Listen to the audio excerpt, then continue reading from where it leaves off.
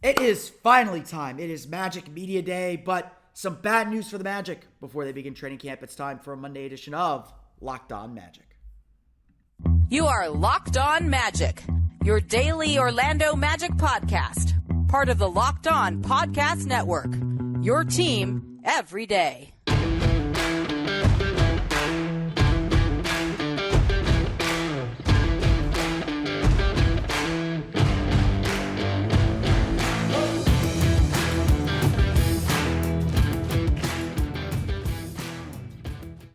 And you are indeed Locked On Magic. Today is September 26, 2022. My name is Philip Rossman-Reich. I'm the expert and site editor over at OrlandoMagicDaily.com. Of course, follow me on Twitter at PhilipRR_OMD. On today's episode of Locked On Magic, the Orlando Magic get hit with a heavy blow with a big loss heading into training camp as Markelle Fultz will miss an indefinite amount of time with a fractured left big toe. That sucks. That's like the worst one to fracture, in fact. We'll get into what that means for the Magic, as well as what that means for training camp coming up here in just a moment. Plus, we'll ask some big questions about core guys on the team as we get ready for camp to begin. Before we do any of that, though, we want to thank you again for making Locked On Magic part of your day every day, no matter when you listen to us, whether it's first thing in the morning, whether it's right when we upload. We truly appreciate you making Locked On Magic part of your day every day. Remember, there's a great Locked On podcast covering every single team in the NBA, including our pals at Locked On Bucks, BUCS, as they break down the Tampa Bay Buccaneers' loss to the Green Bay Packers. No matter who your team is, there's a Locked On podcast for you to search for Locked On and the team you're looking for, the Locked On Podcast Network. It's your team every day. You can probably tell by the raspiness of my voice and perhaps some of the sniffles that I'm having here. I am also not entering training camp 100% today. I'm dealing with some type of cold. I don't believe it's COVID. The COVID tests I've been taking have been coming back negative. I still plan to be at Media Day, but obviously I'm going to try and keep my distance as well because that's the last thing that anybody needs is to spread around some type of cold or whatever. But the Magic's injury bug is already hitting the team fairly hard. We already knew that Gary Harris was likely going to miss some time during training camp, if not all of training camp, after tearing the meniscus in his left knee and undergoing surgery there. Franz Wagner rolled his ankle. He played through it, but rolled his ankle at Eurobasket. Definitely some concern there. Jonathan Isaac's return is still completely unknown. Hopefully we get an answer to that on Monday. And, of course, Jalen Suggs had ankle surgery early in the offseason. He appears to be back on the court and appears to be doing just fine now, too. Injuries have been the story for this team for the last 2 years. It derailed the Magic's hopes of trying to make the playoffs in 2021. And yeah, that was maybe a playoff team in 2021 during the kind of pandemic year. But they ultimately decided to kind of reset the whole thing because injuries really killed them. And last year, too, injuries were a major story with Jalen Suggs missing major time, Markelle Fultz not returning until the All-Star break, and, of course, Jonathan Isaac missing the entire season. This team has had its share of injuries and had its share of bad injury luck. And this is just more of it. Markelle Fultz was someone we were all really excited about seeing this year. And seeing because this would have been his first healthy full offseason. Obviously, he dealt with injuries throughout his rookie year in Philadelphia, his first 3 years in Philadelphia. Came to Orlando, was rehabbing his injury before he was declared ready to play before the start of the 2020 season. He got through the 2020 season fairly healthy, but obviously that was a COVID-shortened offseason, so not really an opportunity for him to work on his game. This was his chance to really kind of cement the major gains that he'd been showing throughout the course of his career to this point, at least his time with the Magic.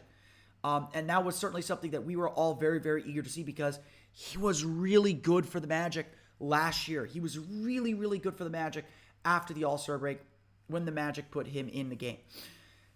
This is obviously a huge setback. Training camp for young players especially is so vital. It is where the foundations of every team is kind of set. It's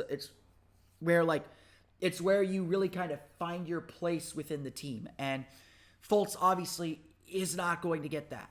He is a good enough player that he could pick things up quickly, and I don't think that's much of a concern.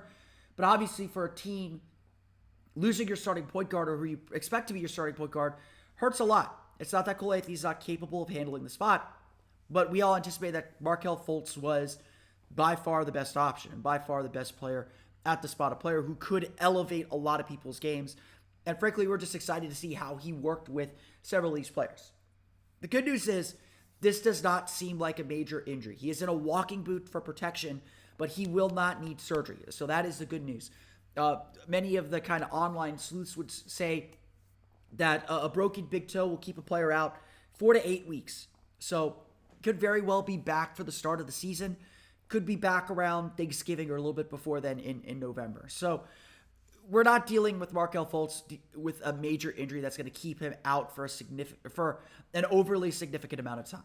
The timing of it sucks, no doubt. The timing is bad because this is where the team is getting cemented. And for those that believe that the Magic could make a playoff push, could make a play-in tournament push, this is something that could kill the canary in the coal mine, or I don't know if that's the phrase, but it could kind of kill this thing before we even get going, because it's going to be a struggle without him, no doubt. And the team does lack a little bit of depth at point guard. You know, Cole Anthony will obviously fill in.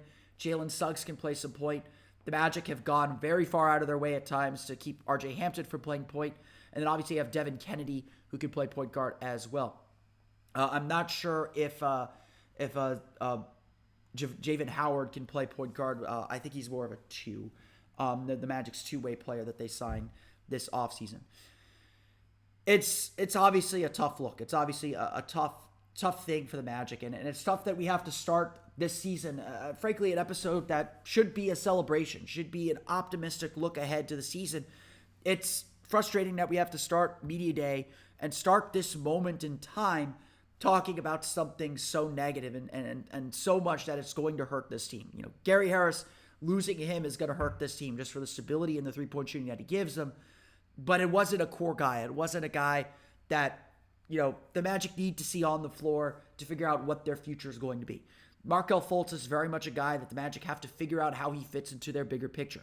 Again, they're going to get the opportunity to do so. It's not like Fultz is going to be out for the whole season. It's not like this is a season-long injury, although, you know, sometimes with the Magic, who's to say? But this is still an injury that's going to hurt a lot and hurt a ton and really put the Magic in something of a bind. This is a guy that again just makes everybody better. And he's had such bad luck with injuries. It hurts to see him miss this extraordinary opportunity, this really big opportunity, sitting out. And it hurts the Magic obviously too. So we enter training camp, we enter Media Day, unfortunately, talking about an injury, talking about something negative, something that could have a very big effect on the Magic's ultimate kind of win-loss total this season, although that is ultimately not the team's main goal.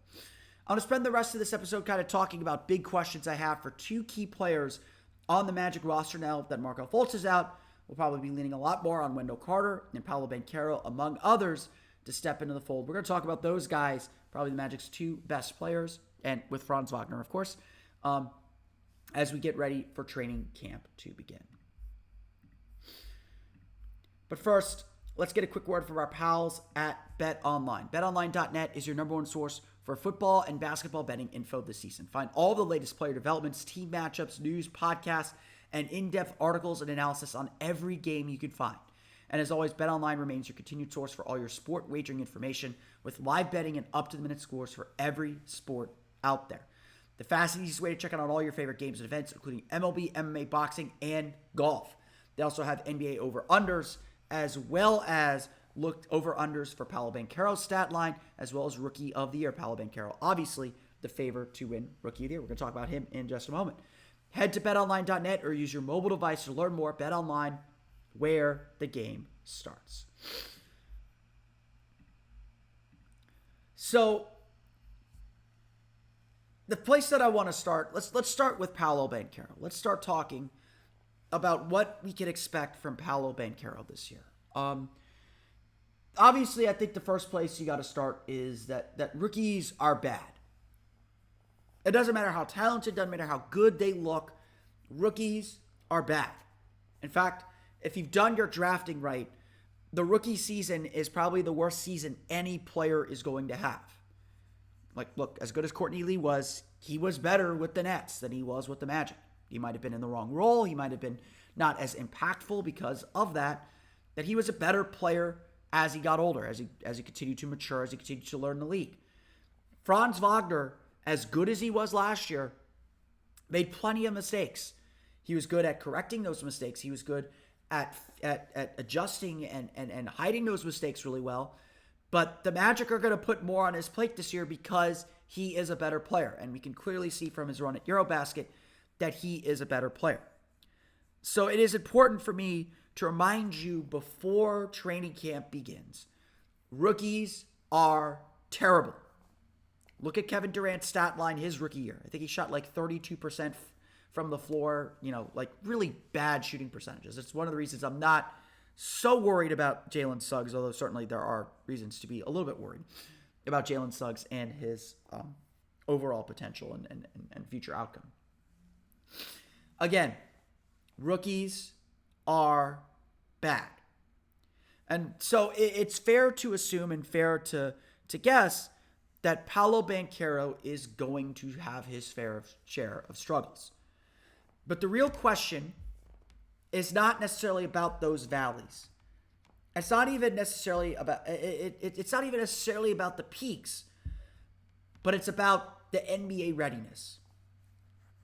When we went through the draft process, when we went through the draft conversations, while I ultimately and I still have it here, while I ultimately said to pick someone else, I conceded and always conceded Paulo Benko was probably going to Rookie of the Year. He is the most NBA-ready player. The Magic are listing him at 255 pounds, 6'10". This guy has at least the weight, it seems like, to handle the NBA and to handle the rigors of what the Magic are going to expect him to do.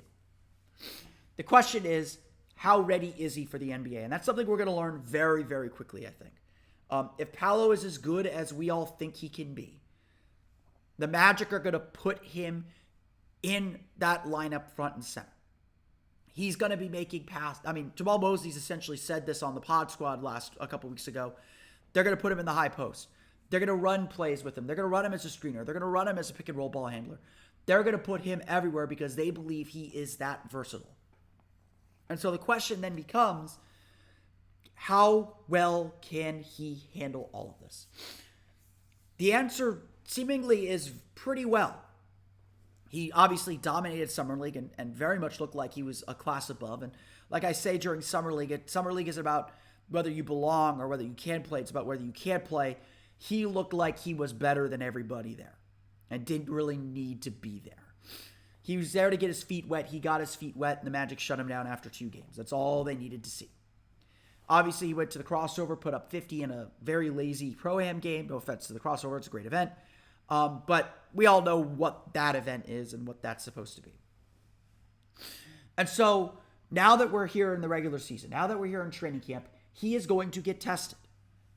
His own team is going to test him.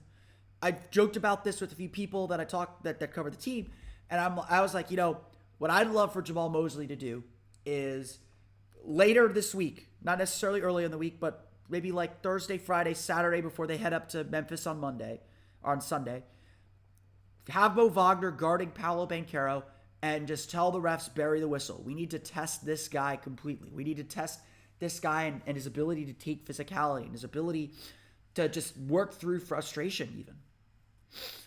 I think that is something, if I were a coach, that is something I would 100% do. You know what, Mo, obviously to hurt him, but you need to test him physically. He needs to know what it's going to be like and how others are going to test him. And his team needs to know that he can handle the attention he's going to get. Again, there's no reason to think that Paolo cannot handle all this and cannot succeed at this. He is built for it. And so the question, and this is really the question that's going to be answered all season, that's going to really help determine his ceiling, is just how good can he be? How good can he be this quickly? That is one of the central questions that I think we're gonna try and answer, and Paolo's gonna have to answer throughout the course of the season. He's gonna have his valleys though. Don't be surprised if he has a couple 8-point games or a couple really bad shooting performances. If anything, the Magic want him to have those right now so he can figure out what he needs to do to fix those, to get to his spots, to get his shot up, which shots he should be taking, which shots he shouldn't be taking. If this is a year that's, again, not necessarily about winning, it's about learning how to win, but not necessarily measured by winning, then he's got to learn what he needs to do to help his team win.